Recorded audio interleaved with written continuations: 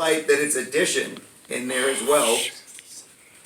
And then we still want our standard form at the beginning, which is a plus in here.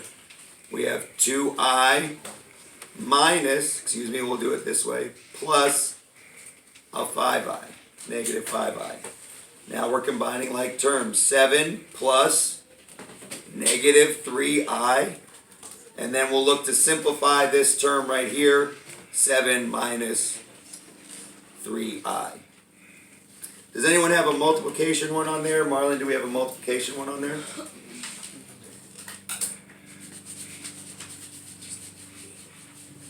Yeah. 7 plus I, and then 7 minus I. 7 minus I. Perfect. So these are what we call conjugates. Okay? When we had a perfect square, x squared minus 4, that was x plus 2 and x minus 2. It eliminates that middle term for us in our quadratic formula, or form. Right? So we have basically the same thing over here with conjugates, so we won't have a middle term. What we've typically called it in the past before is FOIL. First, outside, inside, last. What everybody's telling me now is that we need to highlight and call it distributive. Because eventually, coming up here soon, we won't just have two terms. We're going to have an additional term on here like 6 minus 3i. So we can't necessarily FOIL with first, outside, inside, last when there's 3 terms. So kind of keep it in the back of your head, the term FOIL, but understand that we're using the distributive property here. So our first term goes across. 7 times 7 gives us 49. 7 times a negative I is a negative 7. We then have our terms on top, a positive 7i. And then we end up with negative I squared. Don't forget this is a minus I, and there's technically a 1 in front of each one of these. So 1 times negative 1 is a negative 1 still. Here's where we can start simplifying our terms. We have 49. We can cross out the ones that eliminate each other. And our negative I squared, right? We can substitute I squared for negative 1. Negative 1 on here. So we end up with 49 plus 1 at the end, which then gives us 50. Okay? Before we get into letting you guys do the worksheet, we've talked about where we've been.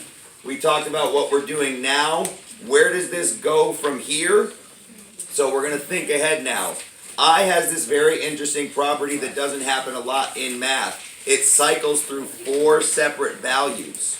We know that I is our square root of negative 1. I squared gives us 1. I cubed gives us negative I. And I to the 4th gives us a regular 1. Well, how does that all start to make sense? And where are we going to start putting these things? We have something called a complex plane. This complex plane is our x and y axes, just with real and imaginary numbers. If we start off with our negative 1 over here, which we know is I, and we multiply it times I again, we get negative I. If we take our negative I and multiply it by I, we end up with 1.